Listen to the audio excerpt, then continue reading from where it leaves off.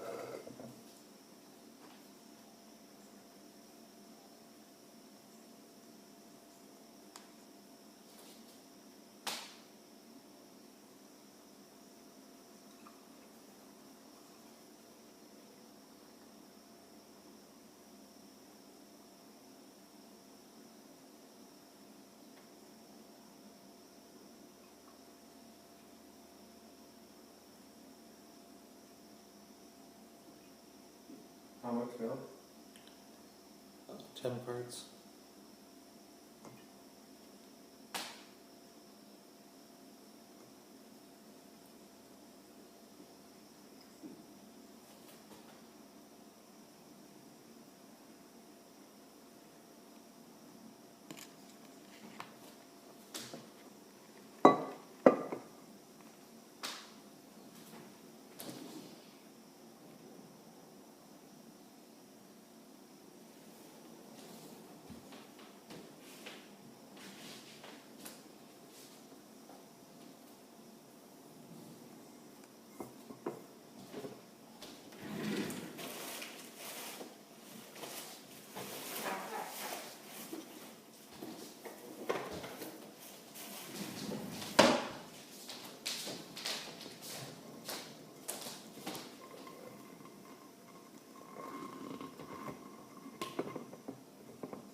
Ten parts milk and one part this?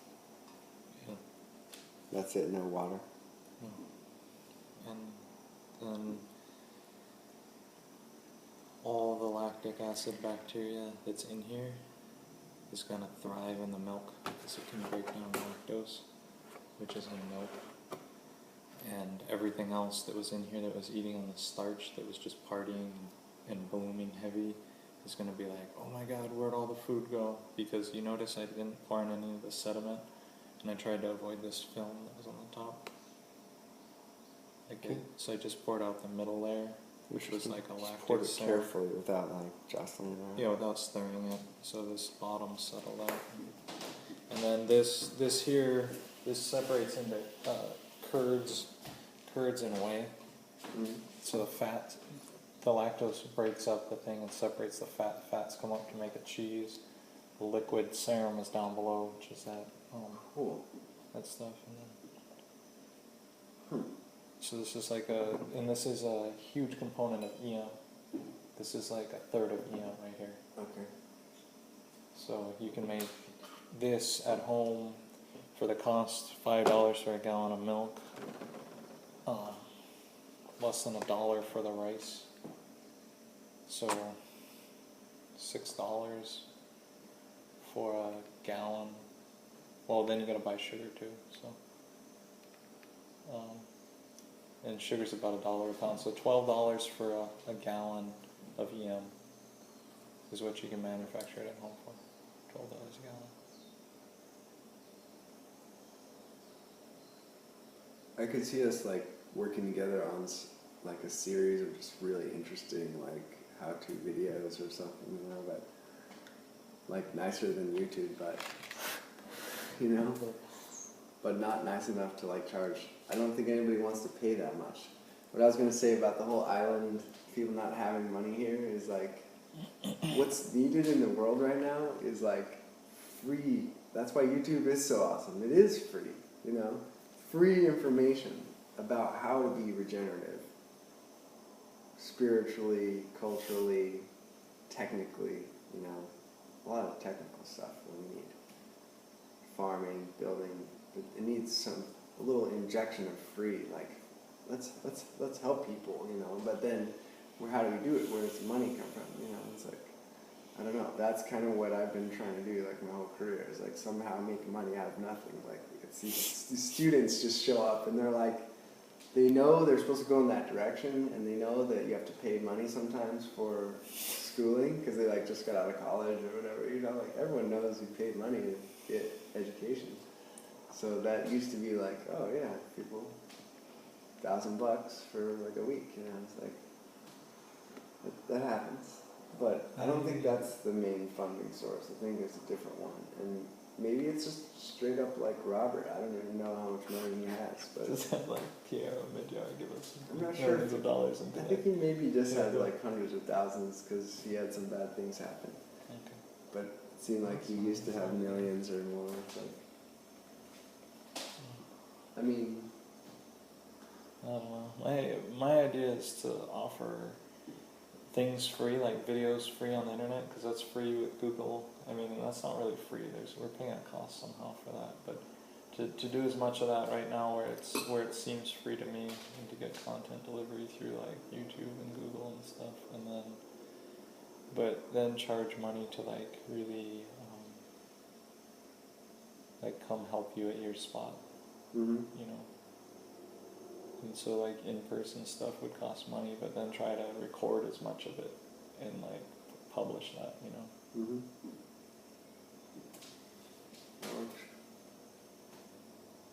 And I don't know. I mean, I wish like for the Facebook or something it was like $5 or $10 a month, and it was actually like good and not crappy.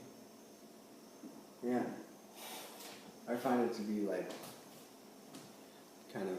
I feel a little defeated when I go on there. Sometimes. I would pay for the network to like.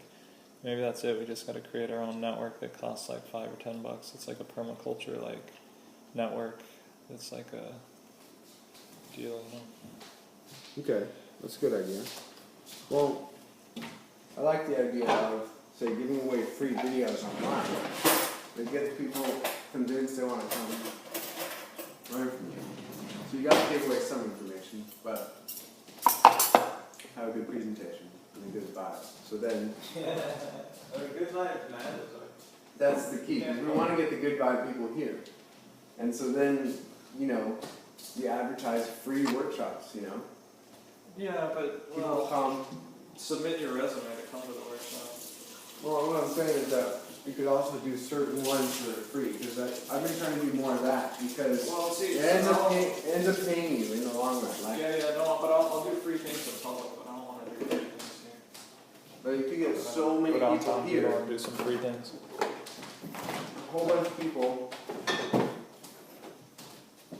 over time, then they're like your fans. Like if you have like 1,000 fans, people that are like, dude, 1,000 likes on Facebook. No, that guy taught me like this and this and this about GMOs, and like then there's other people, and they're, where did you learn that? Oh, this guy, and it all like comes back to you, and you jump started it by giving it to them for free and tell them the value. Like, oh, I'm doing this for free right now to jumpstart this academy or whatever, and my future classes will cost money, but you know, you're telling me this is a special one. We get a whole bunch of people right now. You can be a soldier for free.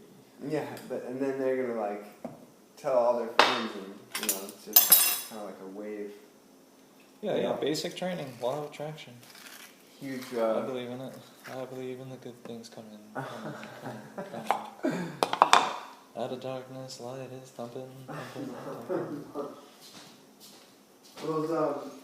These guys from Utah, One Community, have you heard of that? One? No, One. One Community. I've only heard of One Community. No, tell me one, please. Let's grab some food. Anyway, they got in touch with me. I went down to LA and met.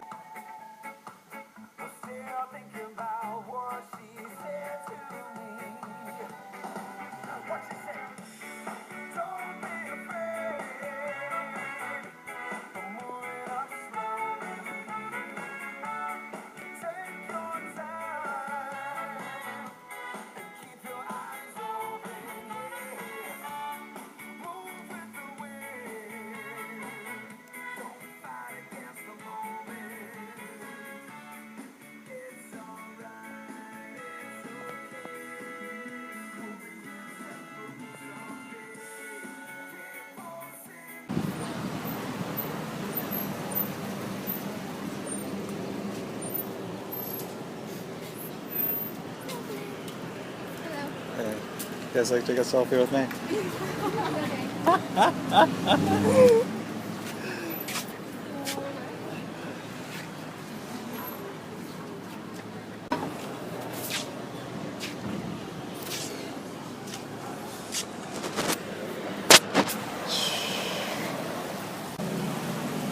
You want to be on TV?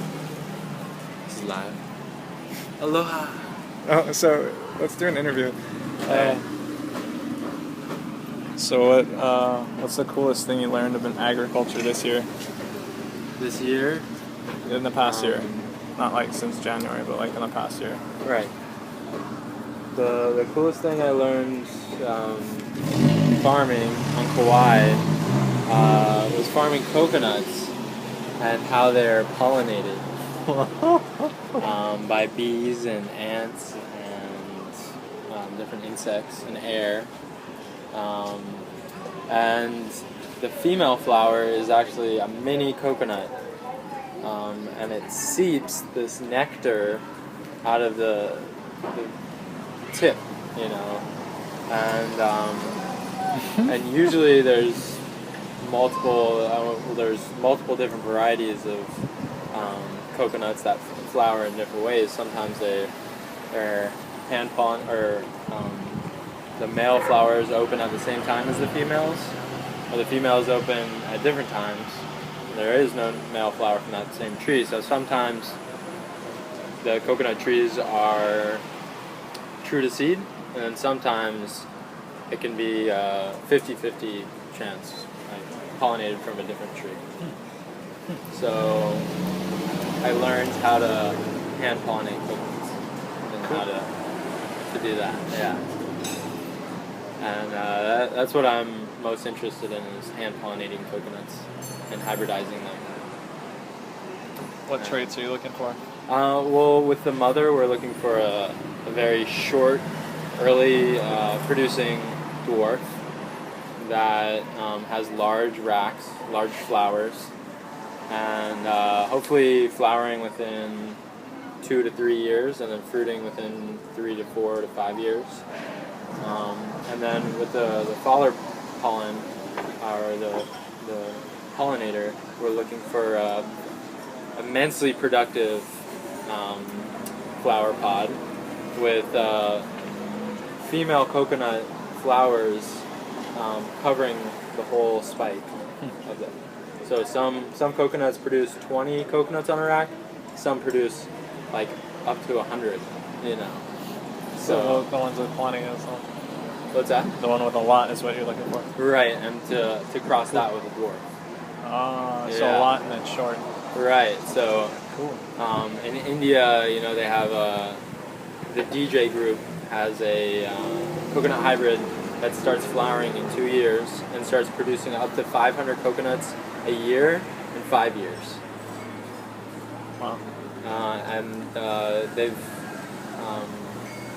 hybridized, you know, multiple different coconuts, and they have the most productive coconut hybrid in the world.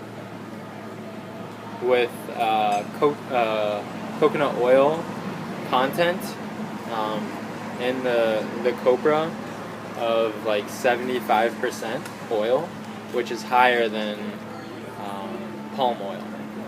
And now coconut is the highest producing oil plant, or edible oil plant in the world. So we made it. So if you had 1 minute to save the world, what would you do? 1 minute to save the world. Well, like in 1 minute, what would you do? I would set up agricultural co-ops and cultural community centers in all the towns, and create self-sufficiency by providing natural resources, and allowing entrepreneurs to utilize them in efficient ways, in sustainable ways, with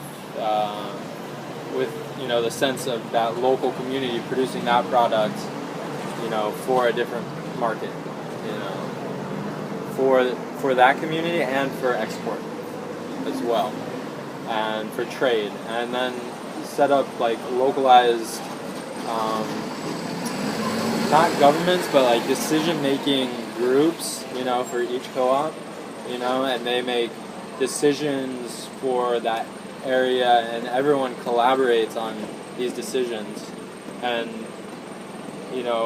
completely get rid of the power structure, in the sense that giving more power to smaller localized communities, and having like big corporations, taking the power out of the hands of the big corporations by providing natural resources for value-added products and creating natural abundance in communities.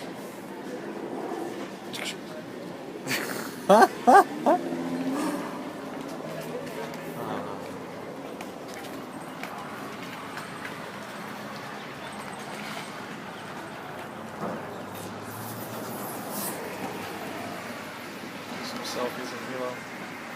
That's good. I like that. So you're into like a revolution. Yes, yeah.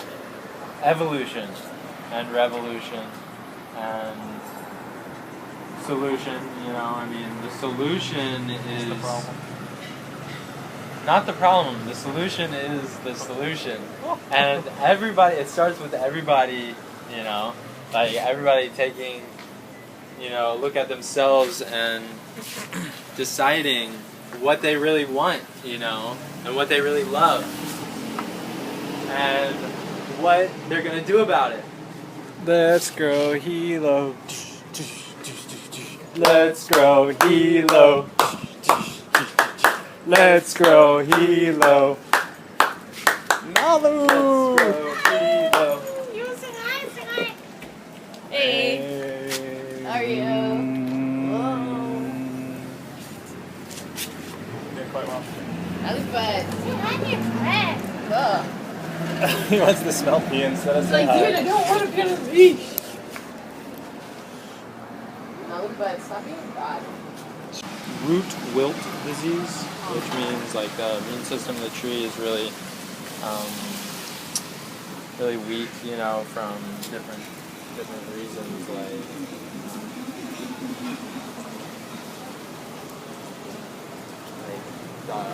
roots are too hot, or too many bugs, up in the ground, or yeah, just